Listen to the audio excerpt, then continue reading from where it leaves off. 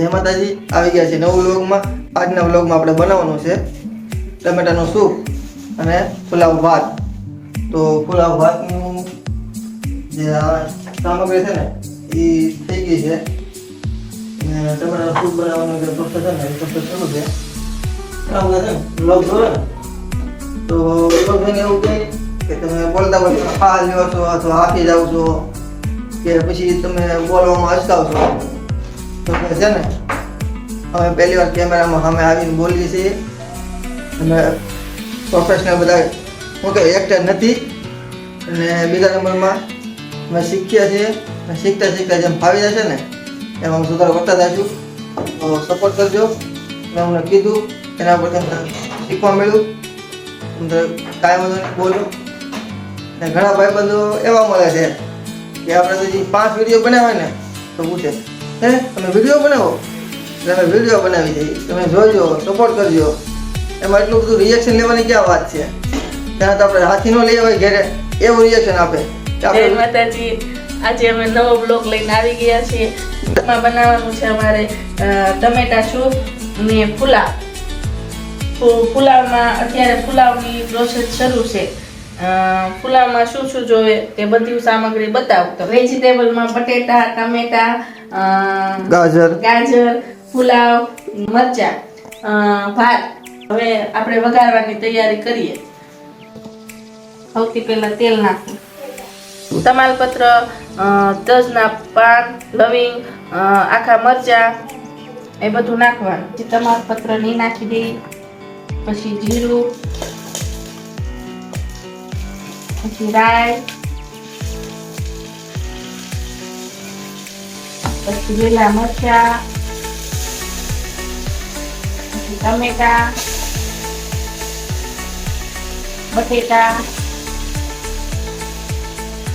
ફુલાવર, ગાજર, થોડી લસણની કળી પણ નાખી. નીચે મૂકી દે.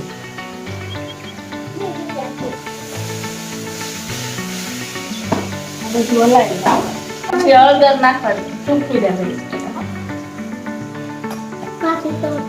પછી કાઢી દો બરાબર. લાલ મરચું,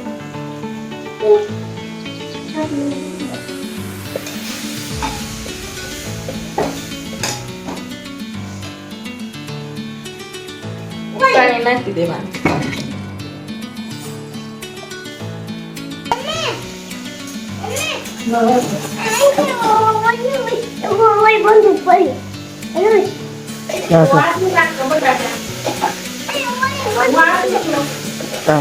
નાથ નો લખાય બા.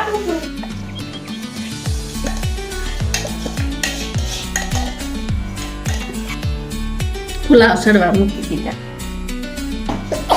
હે પુલાવ ચડે ત્યાં સુધીમાં શું કરવાનું? આપણે ટમેટા સૂપ બનાવી. ડુંગળી ભૂલાઈ ગઈ હતી. હે તો ડુંગળી ભૂલાઈ ગઈ છે પછી ફરીથી એડ કરવી પડી. અને તેલ નાખી દેવાનું. રીંગણા,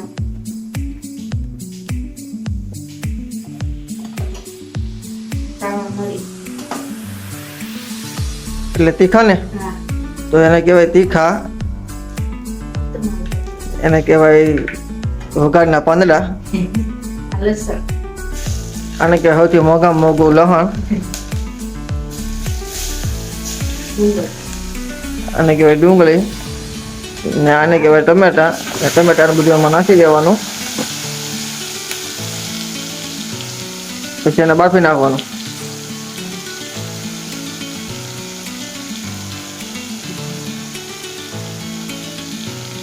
कौन सी कंपनी का है ये?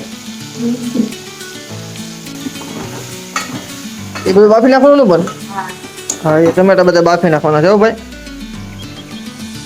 ભાઈઓ તથા બહેનો જે કોઈ જોઈને બનાવે એમાં આખા ટમેટા ન રહે એનું ખાસ ધ્યાન રાખજો.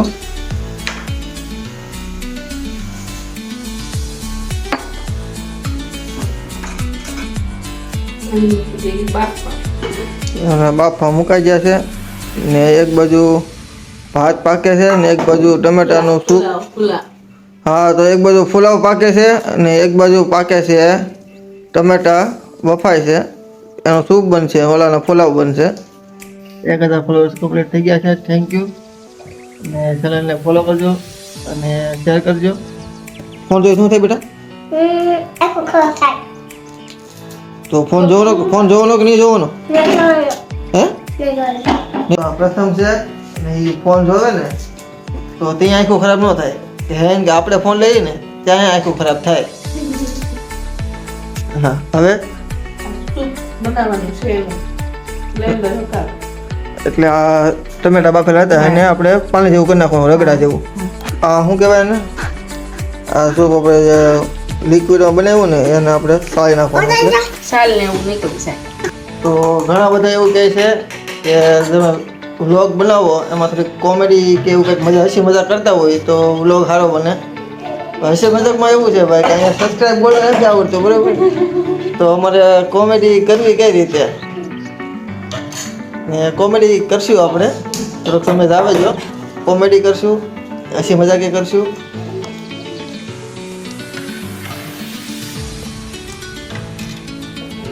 તો શું વગાડવું પડશે ને? તો આપણે ભાત તૈયાર થઈ ગયા. હા, ભાત આપણે કમ્પ્લીટ તૈયાર થઈ ગયા છે. એમાં છે ને મકાઈ આવે ને, મકાઈનો લોટ આવે ને એ નાખો ને તો સૂપ થોડુંક ઘાટું થાય એવું કહે છે. મેં તો મકાઈનો લોટ પહેલી વાર જોયો. તો થઈ ગયું તૈયાર કે? આ કલર લાલ થવો તો લાલ કેમ નો છે કલર? લાલ તો કલર નાખીએ તો લાલ થાય. દેશી ટમેટા છે તો આવું થાય. દેશી ટમેટા છે એટલે